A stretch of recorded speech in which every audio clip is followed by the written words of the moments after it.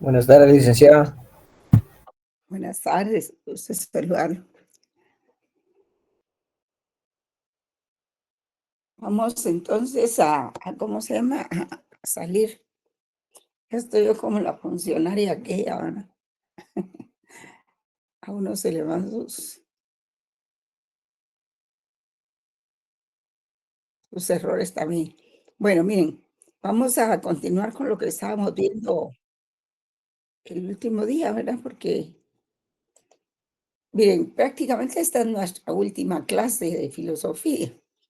Y no es que hayamos terminado el programa, sino lo que pasa es de que, pues ya el calendario no permite continuar con más desarrollo de puntos, ¿verdad?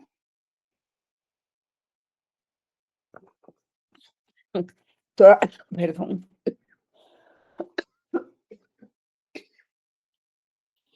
Todavía quería ponerles un video, ¿verdad? Acerca de lo que era el neoconstitucionalismo,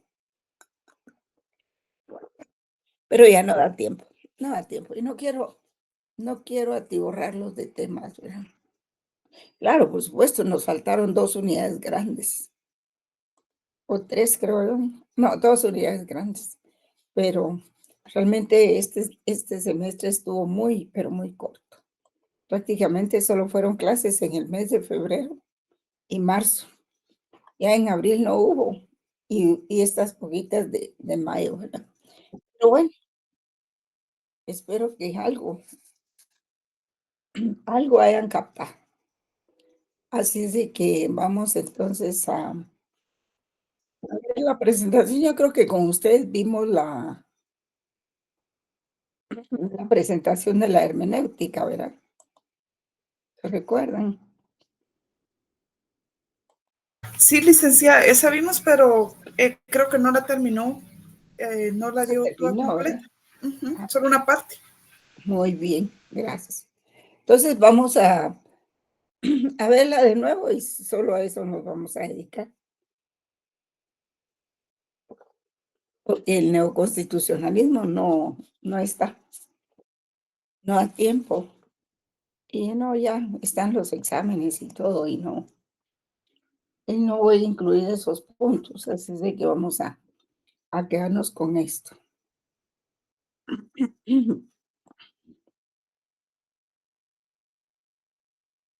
Esta es otra presentación, más colorida, ¿verdad? Pensé que aquella era muy escasa. Y es basada, pues, en el mismo libro del doctor Sierra, ¿verdad? Pero no sé qué pasó aquí.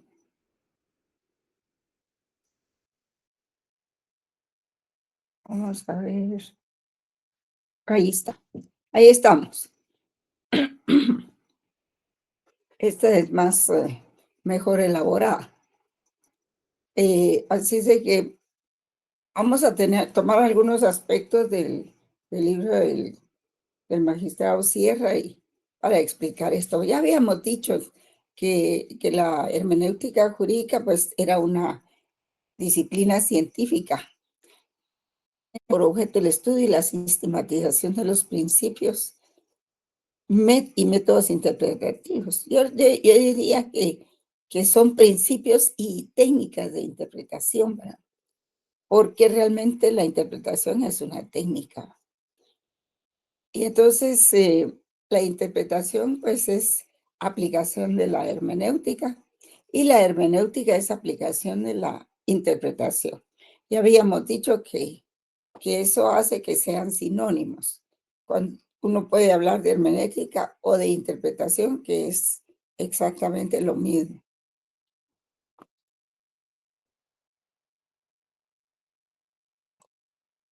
Entonces, tenemos aquí que interpretación así, lisa lisa y llana la interpretación, que no se refiere a ninguna rama del derecho, es solo eso que ven ustedes ahí, se puede definir así. Actividad cognitiva para determinar el significado, alcance y el valor de determinados actos o comportamientos, ¿verdad? Y eso es en todo. Ustedes pueden tomar un manual de un carro de interpretación que tienen que verlo, interpretarlo y ver todas sus instrucciones, ¿verdad? Y eso se debe hacer también con la ley. Pero eso es interpretación en general. No se van a confundir. Ahora bien, si nosotros hablamos ya de la ley, interpretar la ley, entonces estamos hablando de interpretación jurídica, ¿verdad? Y pues en este caso no,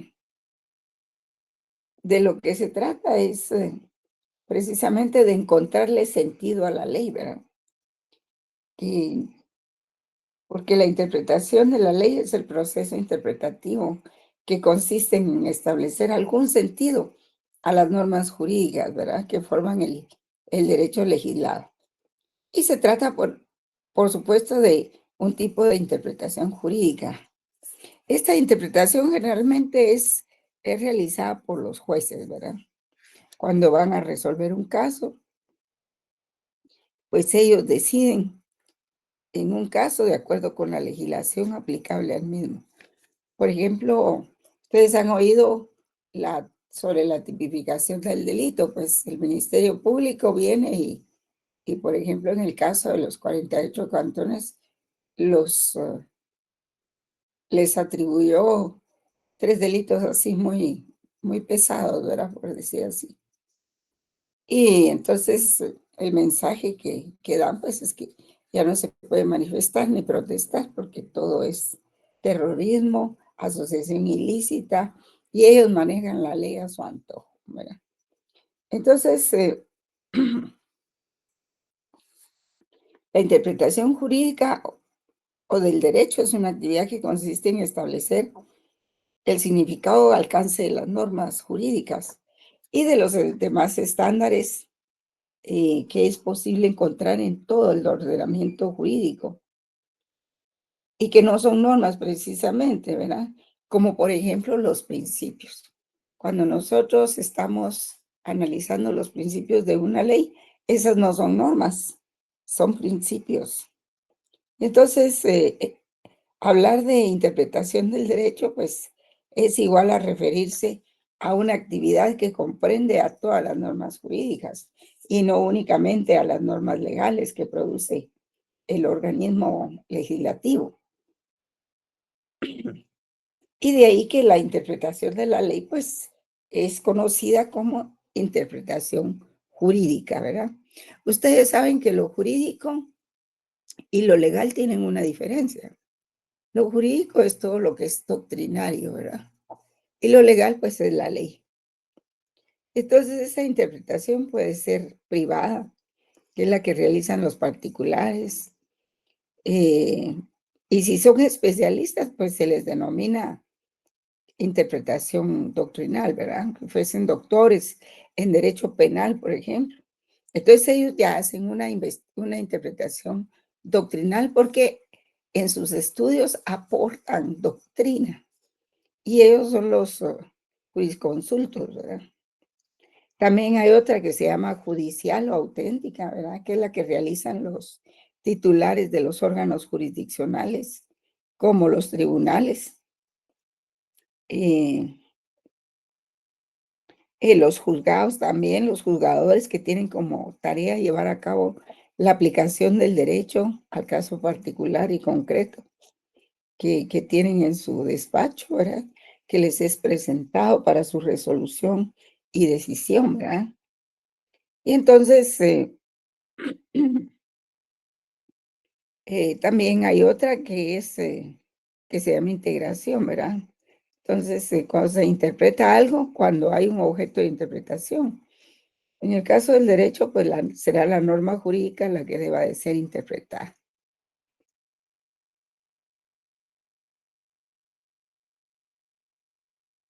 Bueno, hay mucho que decir, ¿verdad? Ahí ustedes pueden ver la filmina, lo que dice, ¿verdad? Entonces dice que los racionalistas consideraban que la interpretación de la ley era algo superfluo, porque los códigos eran suficientemente claros y precisos. Y esa época se denominó el culto a la ley, al texto de la ley.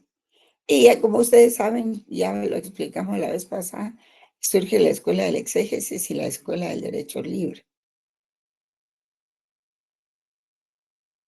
La exégesis, pues, es el excesivo culto al texto de la ley y, y afirma que si el texto de la ley ya es insuficiente, pues debe investigarse entonces la intención del legislador.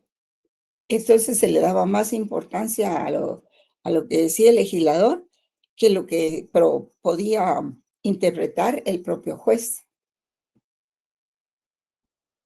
Entonces aquí se dan unas instrucciones, ¿verdad? Cuando el texto de la ley es expreso y claro, debe aplicarse el texto sin investigación. Cuando la ley contiene un texto oscuro o dudoso, debe acudirse a la interpretación legal y lógica, ¿verdad? Y, y al no existir ley expresa, debe recurrirse a leyes análogas y principios generales del derecho. Ahí es donde va la interpretación de los principios generales del derecho. Entonces,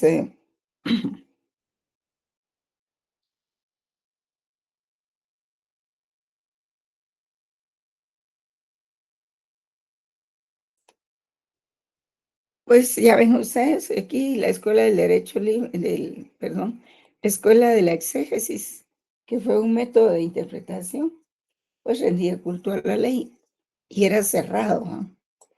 En cambio, aquí surge en oposición la Escuela del Derecho Libre de los alemanes, que consideraba que la interpretación jurídica tiene carácter creativo y le da más discrecionalidad al intérprete y al juez, ¿verdad? Porque sí encuentra que existen lagunas en la ley.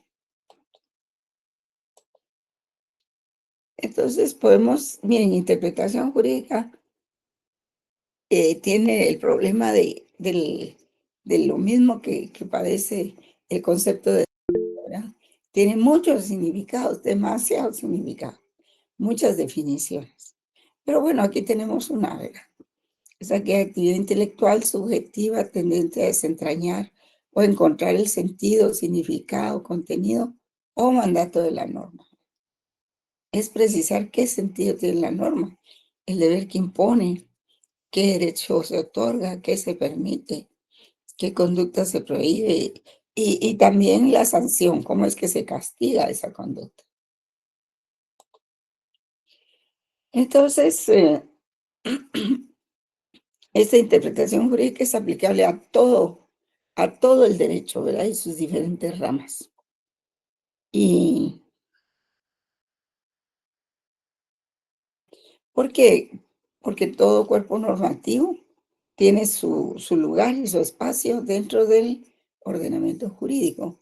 Algunas normas son de carácter que están en la cúspide, serán de carácter constitucional y las otras serán de carácter ordinario y las siguientes serán de carácter reglamentario y las otras también serán de carácter individual. Por ejemplo, lo que se dispone en una pequeña resolución, ¿verdad? O en una resolución. Entonces, todo cuerpo normativo es parte de un sistema jurídico.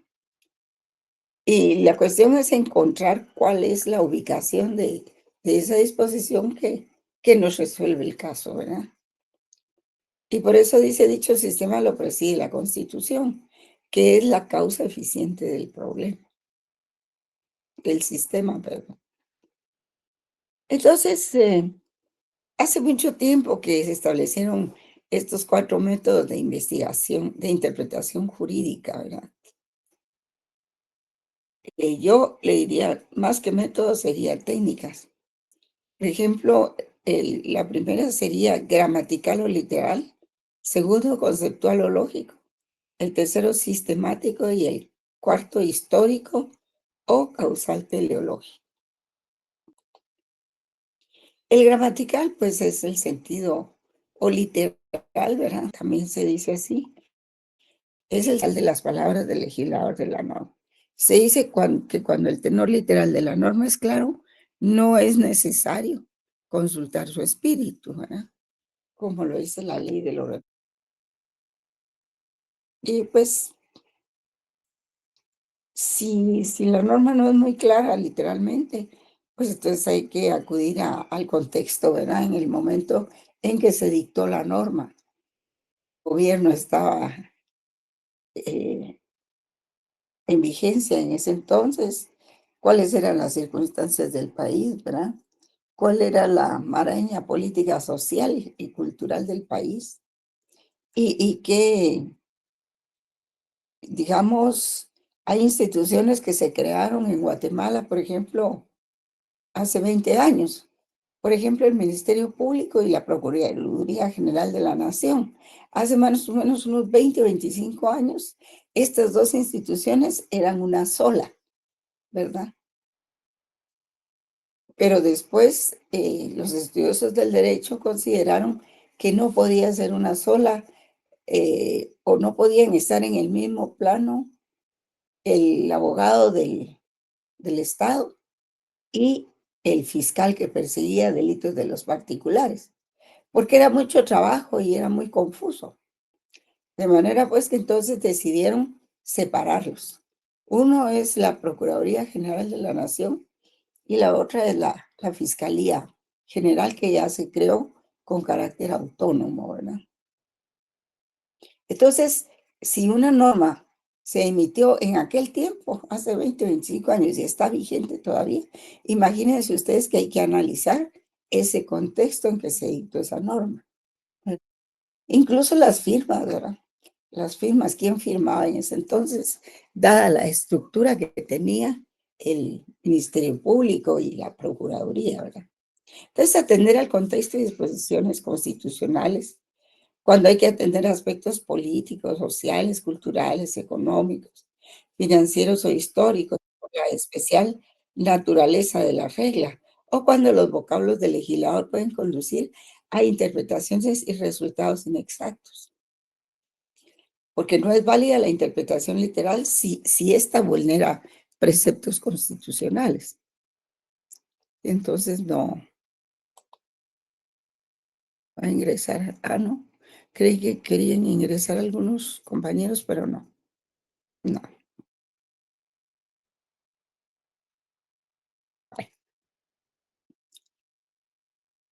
Entonces, ese es el método gramatical o literal, ¿verdad? Aunque digamos que cuando uno dice gramatical, ese concepto es mucho más amplio y complejo que literal, ¿verdad? Pero bueno, entonces el método conceptual o lógico es otro. Y esta modalidad de la hermenéutica significa que la hermenéutica no repara en el tenor literal de la ley. Le es insuficiente la interpretación literal, sino que busca cuál es el mandato, cuál era o es la imperatividad de la norma, hasta cuáles son sus alcances de obligatoriedad, ¿verdad? Qué bien jurídico es el tutelado, y eso es muy importante. Interesa determinar qué conceptos o ideas generales trata de reflejar la norma. Y cuando el legislador elabora leyes con vocablos equivocados, entre conceptos y palabras, pues hay que buscar en los conceptos qué fue lo que el legislador quiso reflejar en la ley, lenguaje técnico. Acuérdense que el Congreso no siempre ha tenido, digamos, asesores que le den una luz en cuanto a la redacción de la ley. A veces lo tienen en abundancia, ¿verdad? A veces tienen pocos. Y entonces no miran todas las leyes que van a aprobar. Entonces ahí sí hay que, el conceptual o lógico, pues sí busca cuál es la imperatividad de la ley, es decir, a quiénes tenía que imponerse la ley, cuál es el mandato, qué bien jurídico es el tutelado. Ahora tenemos aquí el método sistemático y consiste en que para encontrar en forma precisa el contenido de una norma hay que interrelacionarla con los demás preceptos de la ley, incluso con reglas de otros textos constitucionales. Y esto es lo que se llama integración de la ley. Y parte de la idea de que todo conjunto, por estar integrado por elementos diversos, es un sistema. Sí, miren, todos los ordenamientos legales del mundo son sistemas jurídicos. ¿Por qué? Porque están encabezados por unas normas generales. En Guatemala tenemos no solo la Constitución, sino también tenemos otras leyes de carácter constitucional. Por ejemplo, la ley electoral y de partidos políticos, la de ley miento, la ley, ¿qué otras leyes tenemos, jóvenes? La ley de amparo y extinción personal. Importante. La ley de amparo y de constitucionalidad, de habeas corpus y de constitucionalidad. O sea, esas leyes están equiparadas a la categoría de la Constitución, ¿verdad? También la ley de orden público, licenciada, la ley También la vía, electoral y de partidos políticos también. ajá, sí, la ley de orden público y que ya debería desaparecer, ¿verdad? Es una herencia, creo yo que desde el tiempo de Justo Rubino Barrios. Y era porque él era promilitar, ¿verdad? Entonces él quería mantener el control de toda la sociedad. Así es de que, y pues para algunos les sirve y la mantienen, ¿verdad? Porque manipulan la ley.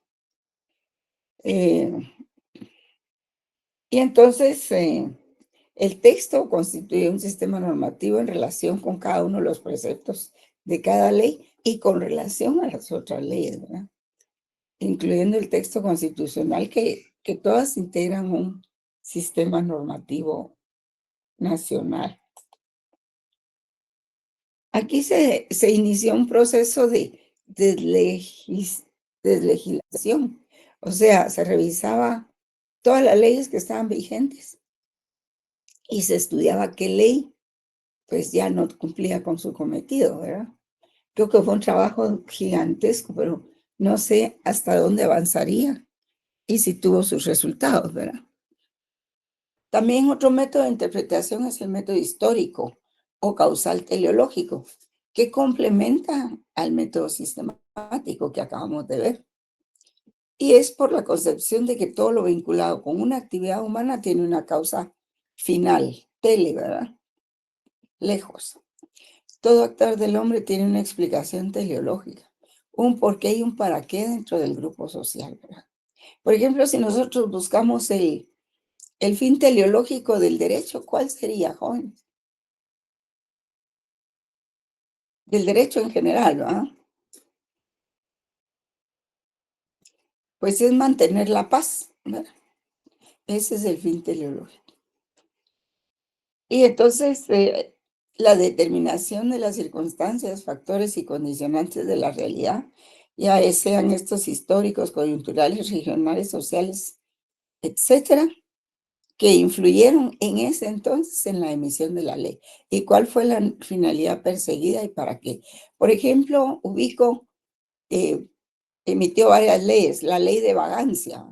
Imagínense ustedes que nadie podía caminar por un camino de terracería por ahí, porque si lo encontraban le aplicaban lo que se llamaba la ley fuga, porque él tenía que pertenecer a una de las fincas de los terratenientes a como diera lugar, no podía ser una persona libre.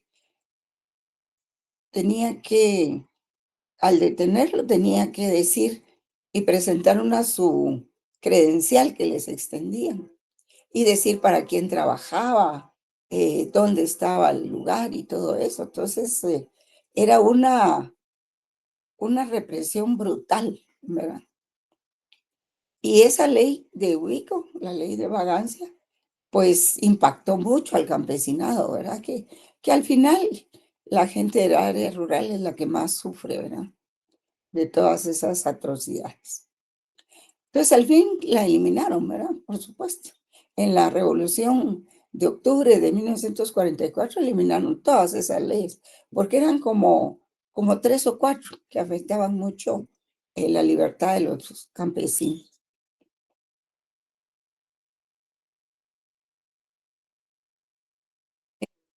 Entonces tenemos la ley del organismo judicial, ¿verdad? Que ahí pueden ver ustedes que es un conjunto de normas generales de aplicación, interpretación e integración del ordenamiento guatemalteco, jurídico guatemalteco. Determina que la interpretación debe hacerse conforme al contexto y a las disposiciones constitucionales, en alusión al método sistemático. También tiene que hacerse a la finalidad del espíritu y la meta, también a la historia. Por ejemplo, ahorita que yo les estoy hablando de Jorge Rico, pues es una interpretación histórica, ¿verdad? También la interpretación sistemática respecto al uso sistemática y el uso del método histórico o causal teleológico. O sea, la causa que está más allá de, en las literales A y B del artículo 10 de la ley del organismo judicial. Aquí no le escribí del artículo 10, o se lo borré, no sé. Entonces llegamos a la interpretación constitucional, que es esta actividad tendente a establecer el sentido, extensión, significado, alcance de las disposiciones generales efectuadas por el Tribunal Constitucional u órgano afín. Y esta posición provoca mucha generalización y poca interpretación, que no es necesariamente constitucional. Quedaría excluida la realizada por estudiosos, juristas y otros órganos. El problema es que quien llega a la Corte de Constitucionalidad no necesariamente es experto jurista en materia constitucional, ¿verdad? Y dicen por ahí las malas lenguas y los videos, ¿verdad?, de que han estado a punto de derogar, esta Corte a punto de derogar la propia Constitución, ¿verdad? Es increíble. Entonces, por eso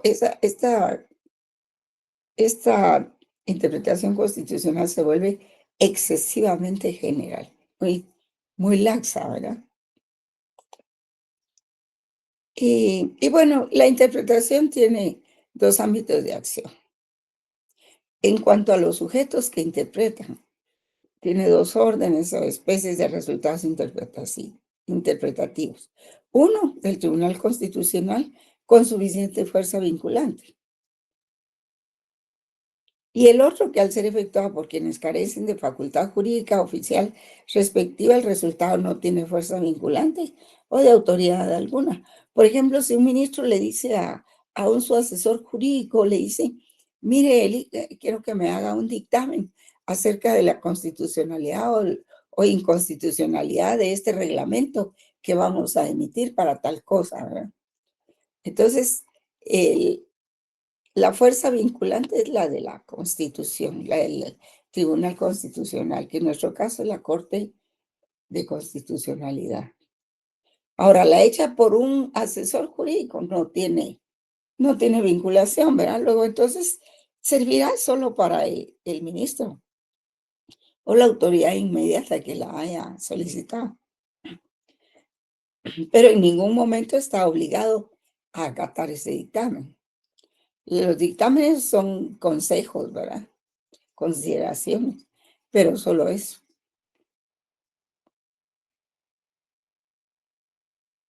No son obligatorios. Entonces, ¿dónde estamos?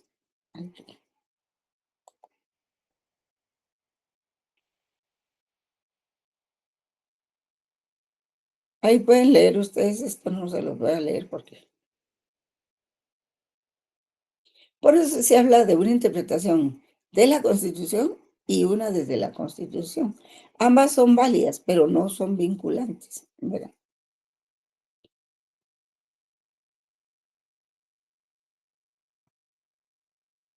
En el caso de Guatemala, pues existen algunas leyes que sin formar el texto constitucional fueron emitidas también por la Asamblea Nacional Constituyente.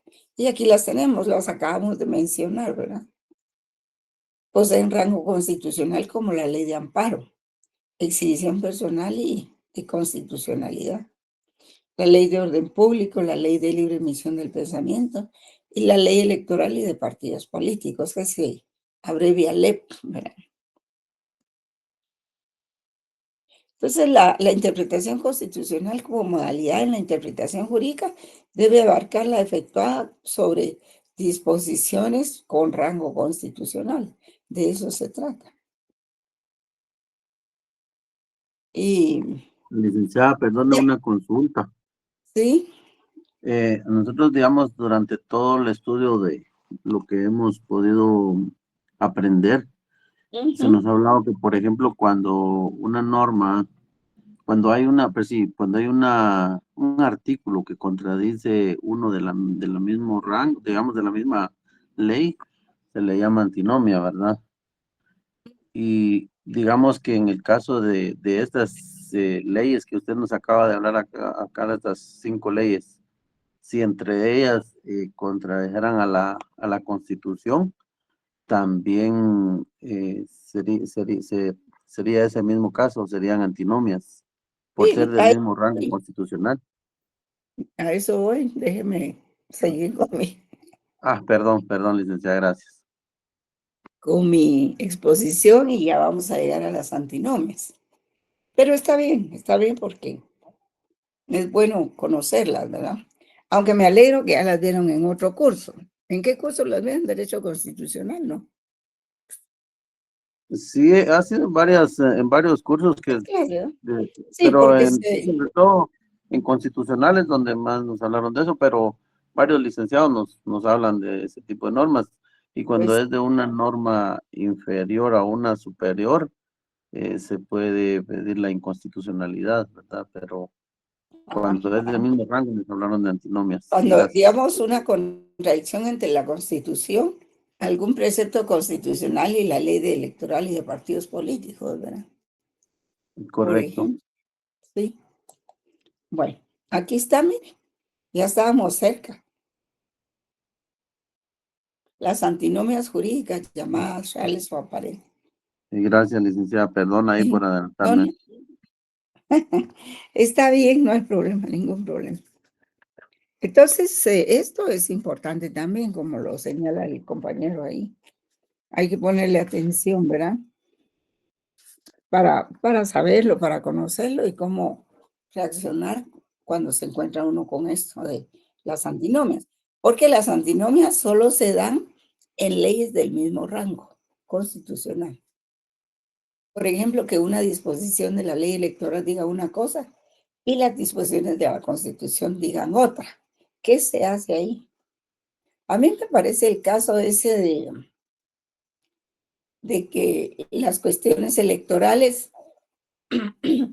solo las debe conocer la ley electoral y de partidos políticos, ¿verdad?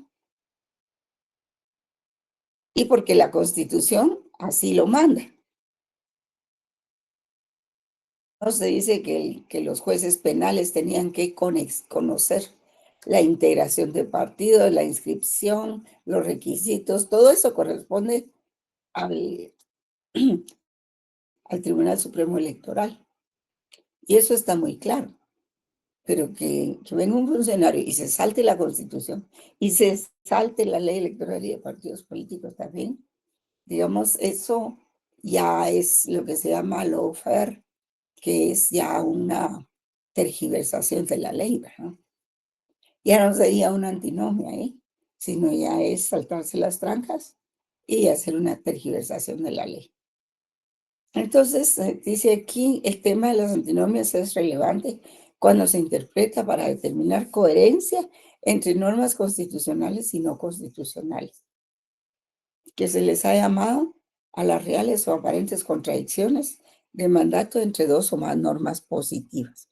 Mientras una norma impone una obligación, prohíbe o permite una conducta, así se define. Mientras una impone una obligación, prohíbe o permite una conducta, otra u otras de igual, superior o inferior jerarquía ordenan lo contrario. Sí, también puede que se dé en una ley constitucional contra una ley ordinaria, pero en todo caso está también el criterio de que gana, de que hay que aplicar la ley específica, y ese es otro criterio también. Pero vamos a saber cómo se resuelven. Aquí lo vamos a ver. Las antinomias son criterios de solución y para eso tenemos el criterio axiológico. Lean bien, al jerárquico, al cronológico. Y creo que tenemos otro criterio por ahí, ¿verdad? de especialidad y de liberalidad. Entonces, el criterio axiológico señala que debe darse en caso de conflicto, ¿verdad? En dos normas debe darse preeminencia a aquella norma que contempla valores de mayor peso o jerarquía. Y entonces el juez tiene que inclinarse por eso, ¿verdad? En el caso del criterio jerárquico, pues la jerarquía de las normas jurídicas en sí manda o hace prevalecer la norma de superior rango por el principio de supremacía constitucional. Pero esto se aplica a conflictos entre normas constitucionales e infraconstitucionales, por ejemplo, las normas ordinarias. Entonces ahí tiene que prevalecer por jerarquía la Constitución o la norma constitucional. Está el criterio Licenciada, cronológico. perdón, y ¿Cómo? en este caso que nos acaba de hablar usted de las normas del rango, perdón, del jerárquico, digamos, acá también nos dice usted que entran los conflictos entre normas constitucionales e infraconstitucionales, y también pueden entrar aquí los tratados y convenios internacionales sobre derechos humanos que habla el artículo 46 de la Constitución, licenciada. Sí, pueden entrar, pero entonces ahí sí es clara la norma en que se deben proteger los derechos Los derechos humanos. humanos. Ok. Sí, sí. Pero digamos que Es sí, sí precisamente aplica, digamos, ese tipo de de normativa. es en ese caso que usted está señalando que se aplique el artículo 44 de la Constitución, ¿verdad? Que en caso de conflicto entre un convenio internacional y una norma constitucional, prevalece el tratado internacional, no prevalece el derecho interno. Y eso lo vamos a ver en el otro curso, ¿verdad? ¿Por qué? ¿Por qué prevalece el tratado? Porque cuando vino el tratado y se firmó y luego se ratificó, hubo tiempo para que el Estado de Guatemala pudiera decir, no, yo presento reservas respecto a este artículo, este otro, esto. O no quiero ratificar el tratado, ¿verdad? Pero una vez que lo ratificó, que lo firmó y lo ratificó, ya no puede aplicar en esos casos el derecho interno. Prevalecen los tratados y convenios internacionales. Y aunque no sean de derechos humanos, ¿verdad? Siempre el derecho internacional prevalece ante el derecho nacional, precisamente porque para eso se le envió al Estado, para que examinara su constitución y si contradecía, pero eso antes de ratificarlo. Una vez que lo ratificó ya no se puede, ¿verdad? Y ahí se utiliza una institución del derecho internacional público que se llama reserva, en donde el país se reserva el derecho de no cumplir o no darle cumplimiento a ciertos artículos que le afectan, ¿verdad? Pero lo tiene que expresar en su momento, si no, En digamos, momento. si solo ratifica y después no puede decir, ah, miren, fíjense que no me conviene, no estoy de acuerdo. O sea, tiene que ser en el momento indicado. En el momento oportuno, ¿verdad? Ok, Sí, gracias, licenciada. sí. Y el cronológico que opera en antinomias entre normas ordinarias, cuando una de ellas no se derogó expresamente y por ello coexisten. Por eso es que últimamente, no sé desde hace cuánto, hay una disposición, creo que del Consejo Consultivo de la Presidencia, en el sentido de que cada ley no puede decir que se derogan las que se le opongan. Eso ya no es aceptable porque dentro del concierto de todas las leyes, ¿cuáles son las que se le opongan? Imagínense usted. Entonces, cada vez que se hace una ley, se tiene que decir taxativamente cuáles son las normas que se derogan con esa ley. Porque si no, resulta que es un relajo, ¿ah? ¿Cuál aplico? ¿Esta o la otra? ¿Verdad? Siempre va ¿En a ser qué es a incompatible? conveniencia, Tienen siempre que va a ser a decirlo conveniencia. claramente. Sí, también, sí. Eso se da lugar a una inseguridad jurídica, ¿verdad? No certeza. Aquí hay otros criterios de solución, por ejemplo, para las antinomias. El de especialidad es una norma especial prevalece respecto de una norma general. Y miren, jóvenes, esto sí da lugar a problemas, porque se da entre normas especiales de una ley y normas generales de la misma ley, pero puede ser entre normas integradas de diferentes leyes. Y esto sí es un problema. Hay que hacer una actividad cerebral intensa, histórica, cultural, para poder ver cuál es la ley especial. Y acuérdense que también por el principio de juridicidad, generalmente tiene que aplicarse la norma especial, ¿verdad? Y no la norma general. Damos los recursos de la administración pública, el recurso de revocatoria y el recurso de reposición tienen que regularse o resolverse en aplicación de la ley de lo contencioso administrativo en el Estado, ¿verdad? No pueden acudir a lo que dispone los recursos del Código de Trabajo, ni los recursos que dispone el Código Civil, porque entonces están resolviendo conforme a una ley ordinaria general. Y probablemente el fallo sea legal, pero no es jurídico. Perdón, no es... ¿Cómo se llama ese principio que les acabo de decir? Juridicidad. No, pero no tiene juridicidad. Y entonces cuando se impugna ante el Tribunal de lo Contencioso Administrativo, el tribunal le va a dar la razón al que lo interpone, pues si no a la autoridad, porque la autoridad, y eso sucede mucho en las municipalidades, que ellos resuelven conforme a otras disposiciones y no lo hacen conforme a la disposición específica, especialmente si son cuestiones de construcción, cuestiones del UCI, cuestiones de agua, ¿verdad? O de ambiente. Ahí se da mucho eso. Y por el principio de juridicidad prevalece la norma especial.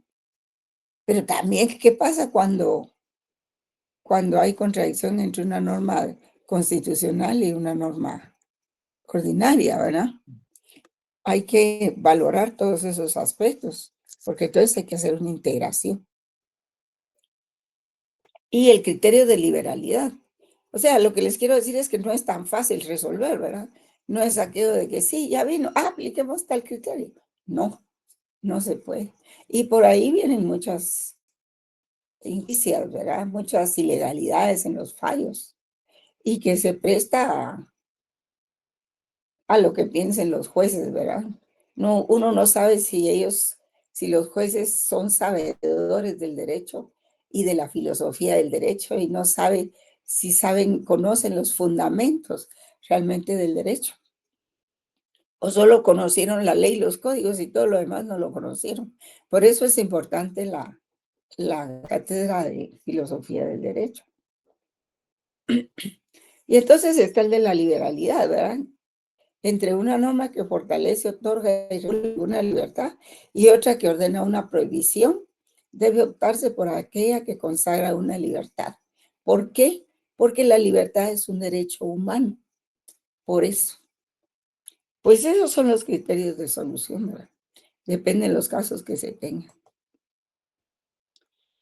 Pues Enrique Romero decía, interpretar una ley constitucional es lo mismo que interpretar una ley común.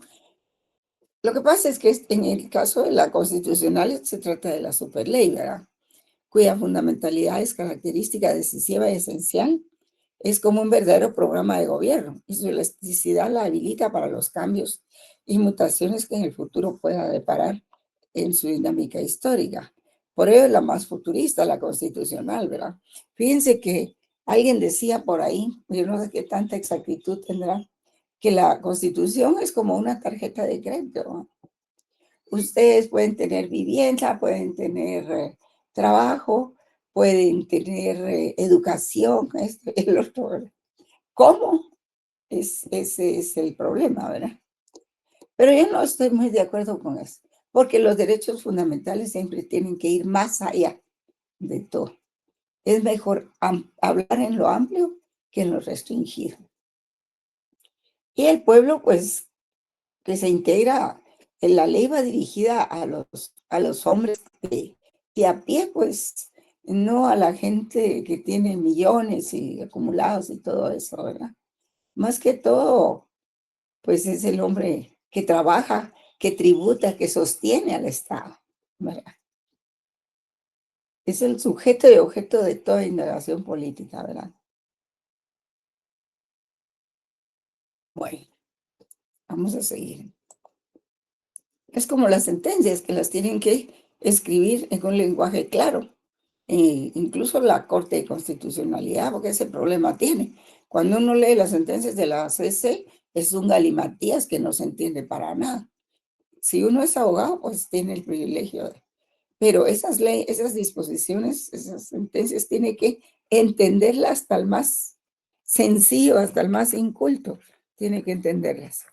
Pero realmente son unos enredos literarios, ¿verdad?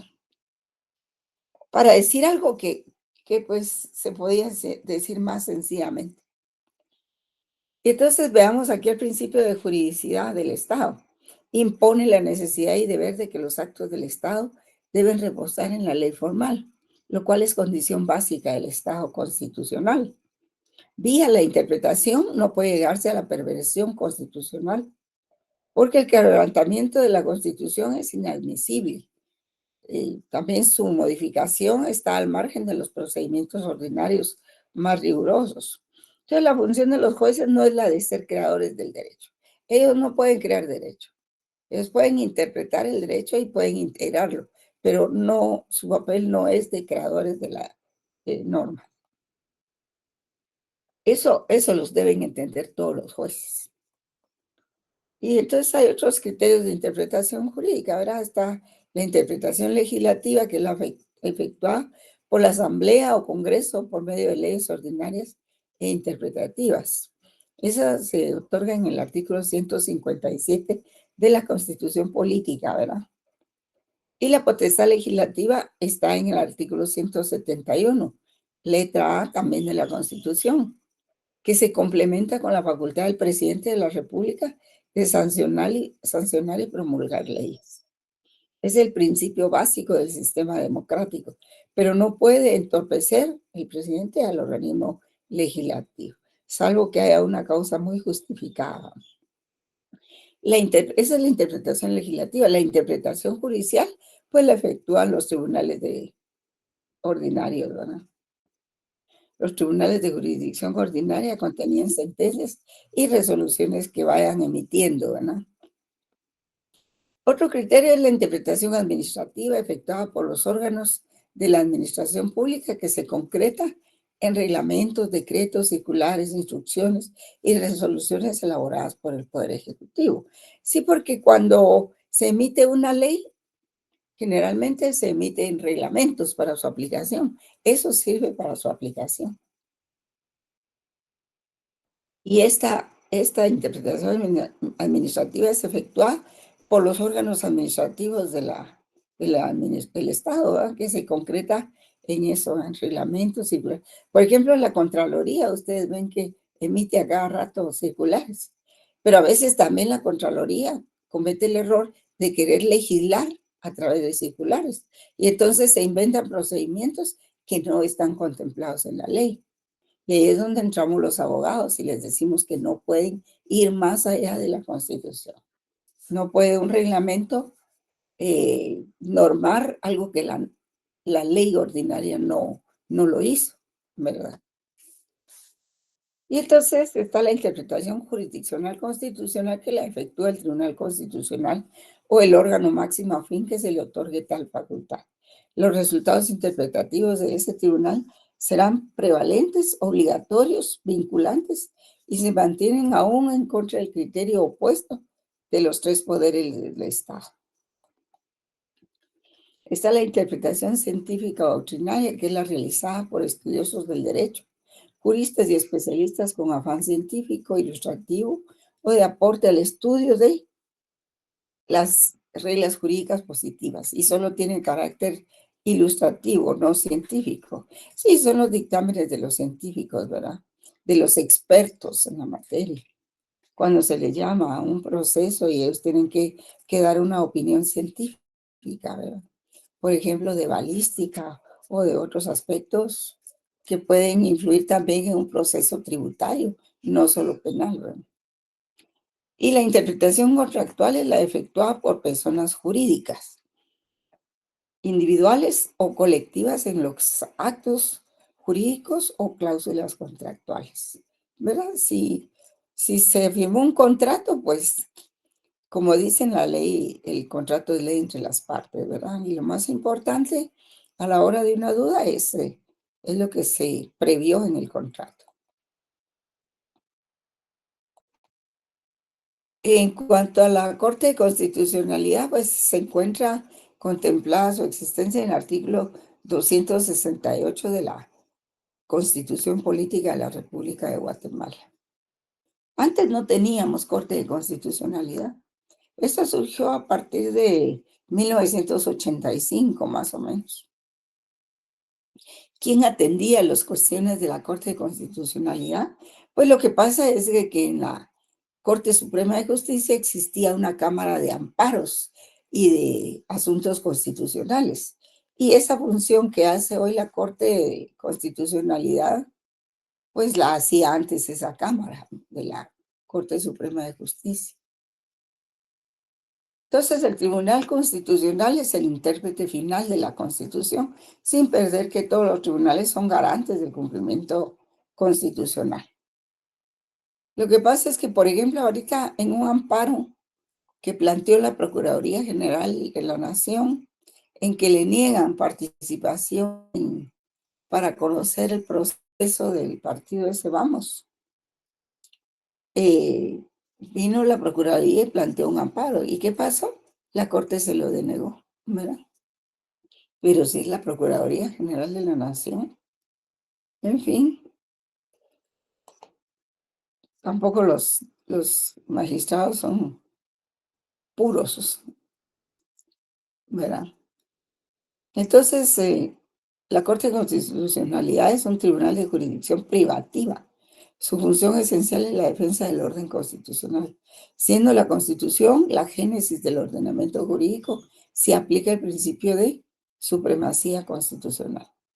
Y si alguna ley, reglamento o disposición de carácter general contiene vicio parcial o total de inconstitucionalidad, la misma Constitución prevé que las acciones se planteen directamente ante esa Corte, la que en ejercicio de sus competencias dilucidará si acoge o no la pretensión.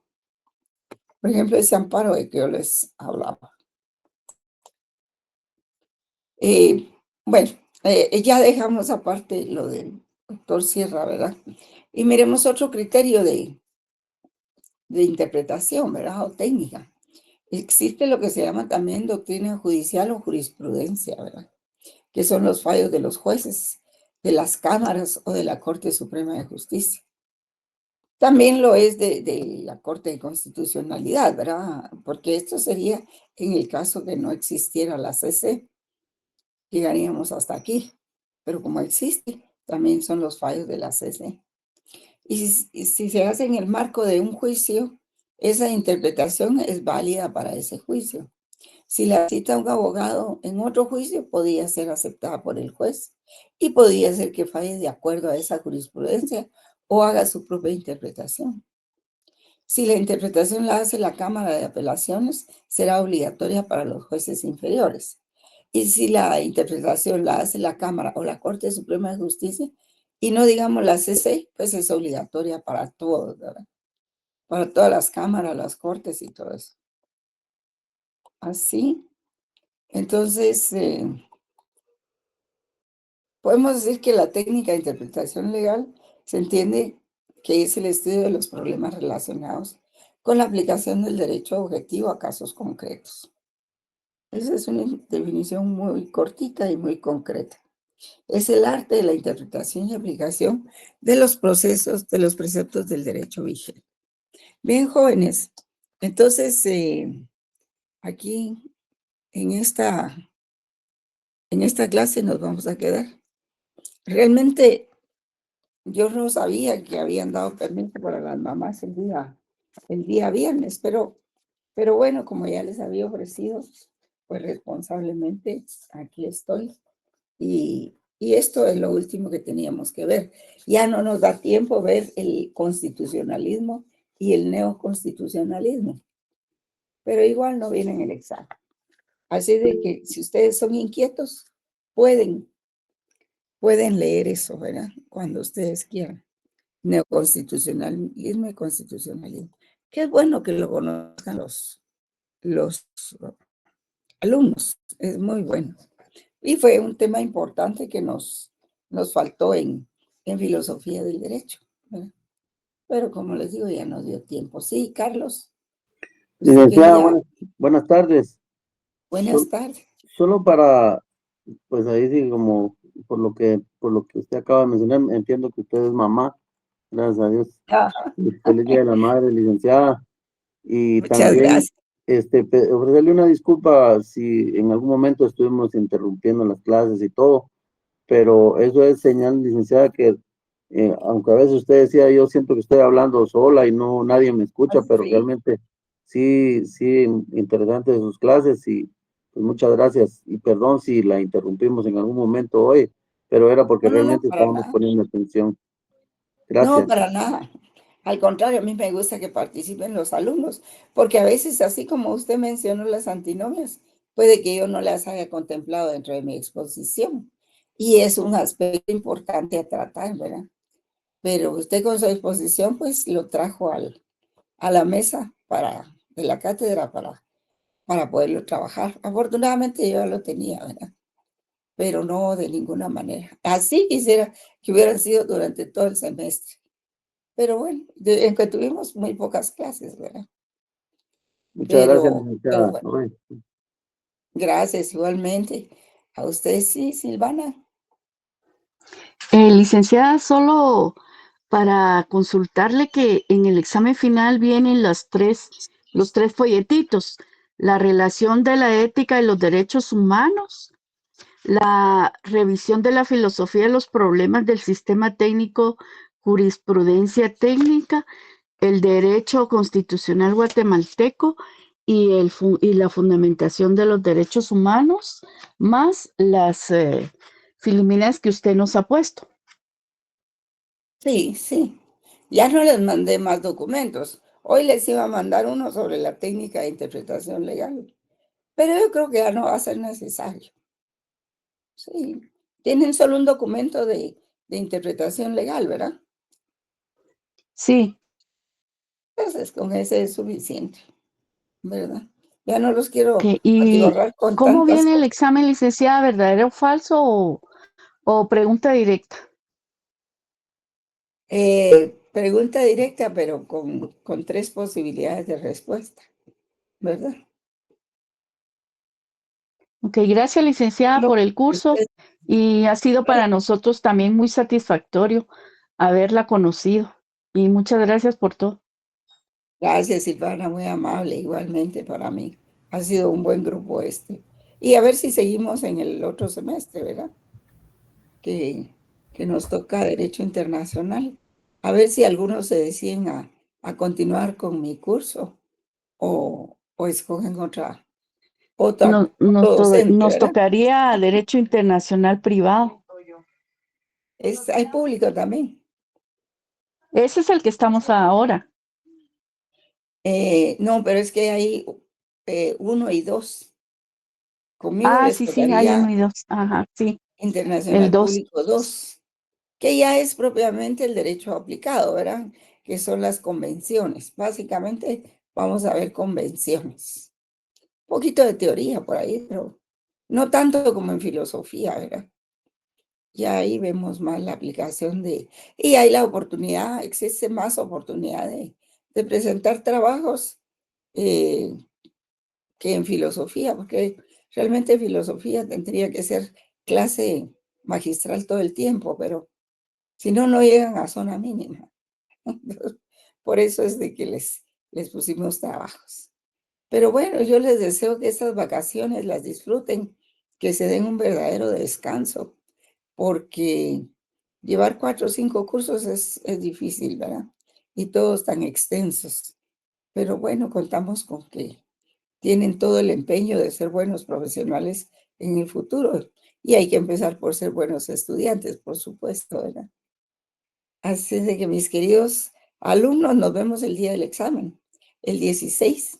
Yo voy a llegar siempre a la facultad el día que me toca presencial, ¿verdad? Pero como después viene el viernes, que es día 16, pues ahí vamos a hacer el examen. Bien, jóvenes, hasta pronto. Soy licenciado. Pues, Gracias, licenciada. Feliz Día de la está bien, Madre. gracias, Sí. gracias, mi amor. Gracias, Feliz Día de la Madre, licenciada. Buena tarde. gracias, buena tarde.